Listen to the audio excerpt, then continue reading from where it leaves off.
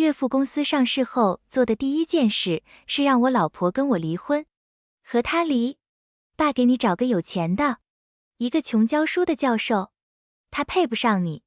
当年真是瞎了眼才同意这婚事。我笑了，他确实是瞎了眼。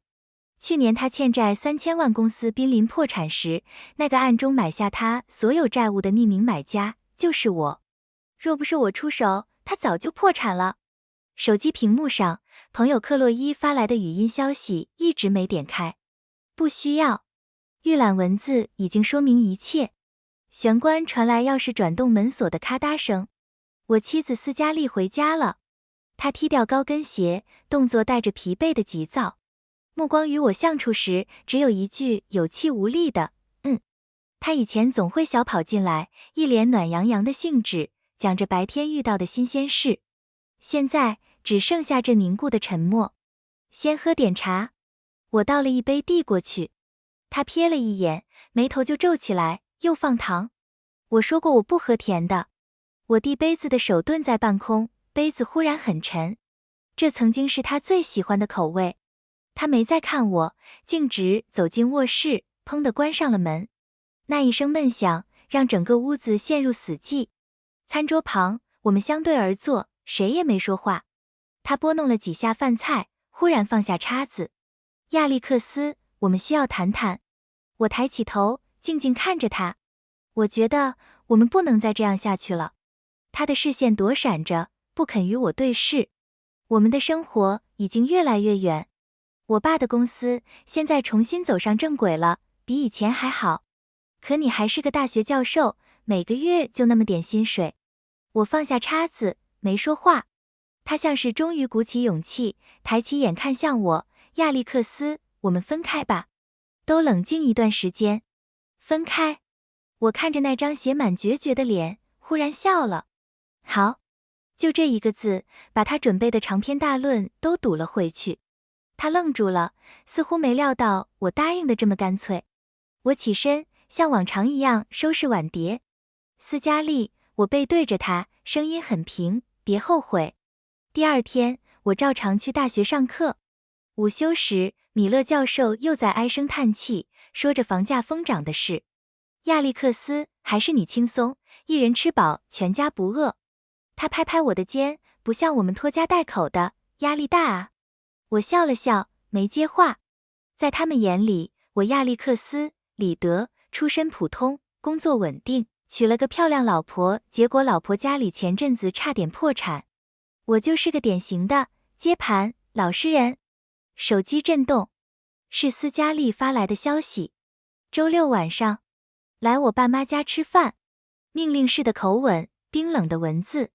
我回复，好。鸿门宴要开场了。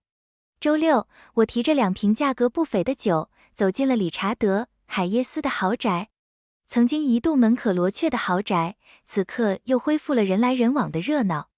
我的岳父理查德一身名牌西装，意气风发，正和几个合作伙伴高谈阔论。看到我，他脸上的笑容淡了些，眼神里是不加掩饰的轻蔑。来了，自己找个地方坐。他指了指客厅最偏僻的角落。主座区域坐着一个我不认识的年轻男人，一身行头全是高定，手腕上的百达翡丽在灯光下晃眼。斯嘉丽就坐在他旁边，笑靥如花，相谈甚欢。那是我从未见过的斯嘉丽，另一个世界的斯嘉丽。亚历克斯，岳母埃莉诺递给我一杯水，语气疏离，这是埃里克·斯特林。斯特林先生的公子，刚回国，年轻有为。我点点头，看向那个叫埃里克的男人。他也在打量我，目光像在看一件廉价的仿品。哦，这就是斯嘉丽的丈夫，亚历克斯·李德，是吧？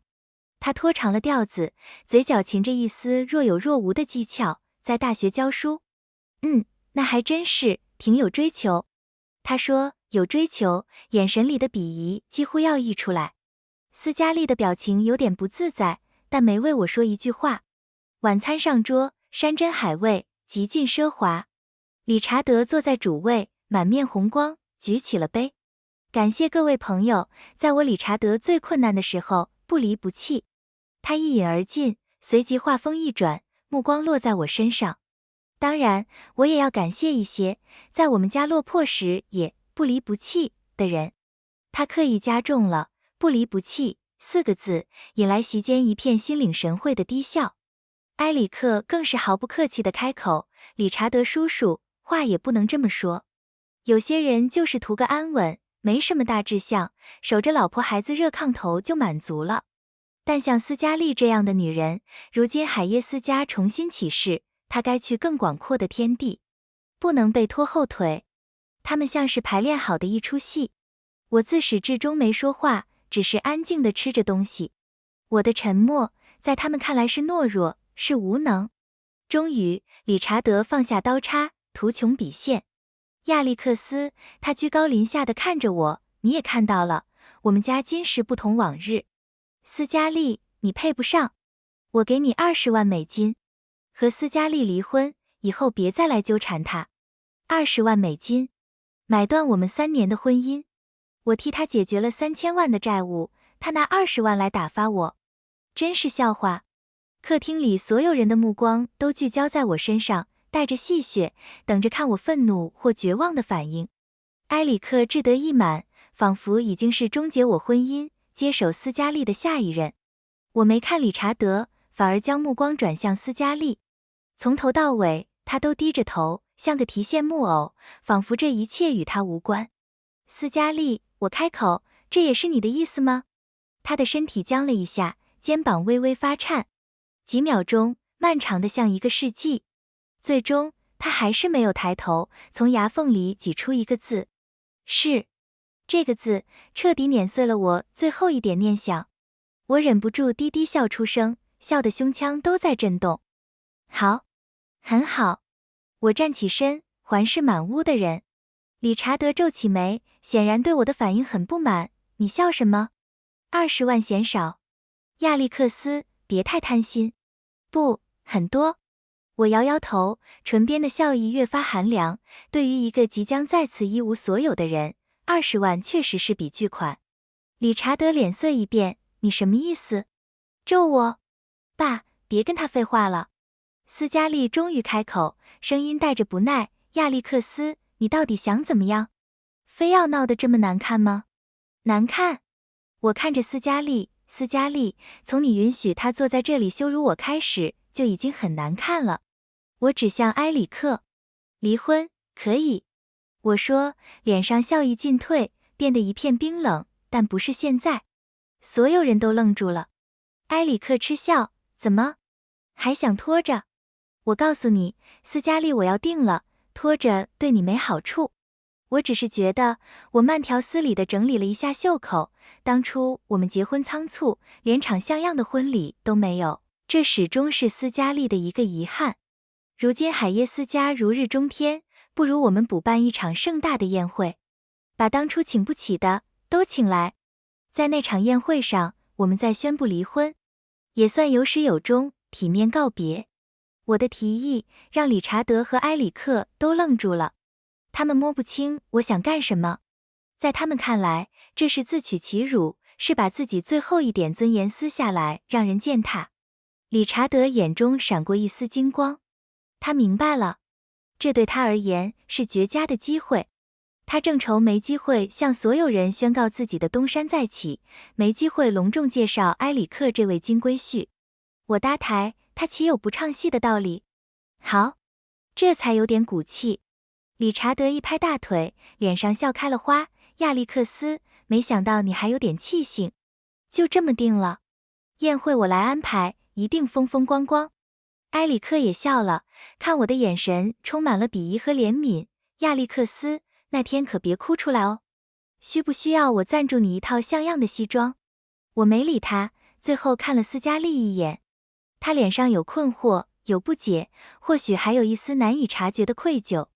但又有什么关系呢？这条路是他选的，那么这场盛大的落幕，他必须当主角。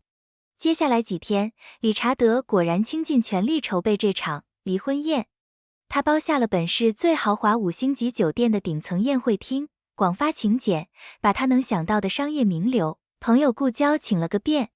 全城名流都知道，海耶斯家的宴会绝不仅仅是庆祝公司起死回生，更是一场公开解除不匹配婚姻，并展示斯嘉丽新富豪男友的舞台。我成了彻头彻尾的笑话。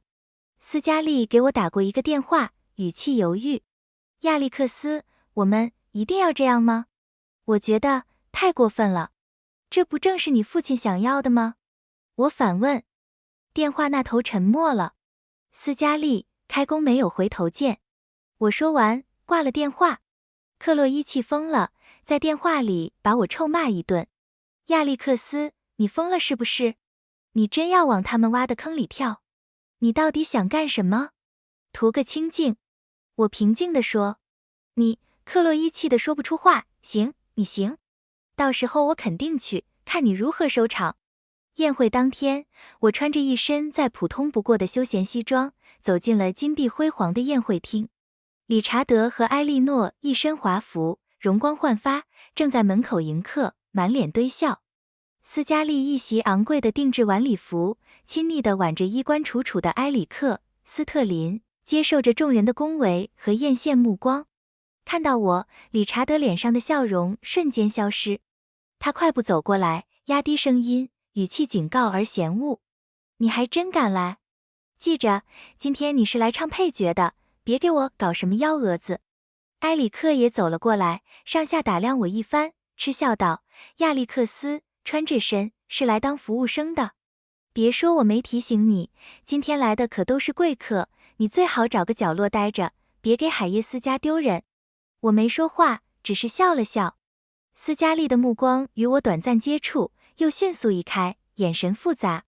我找了个不起眼的角落坐下，看着这荒诞又真实的一幕上演。我看着理查德在人群中穿梭，吹嘘着自己如何力挽狂澜。我看着埃里克·斯特林以主人翁的姿态，向众人介绍着海耶斯家的宏图伟业。我看着斯嘉丽，这个我爱了3年，以为会共度一生的女人，在这场名流秀场中笑得光芒四射，离我越来越远。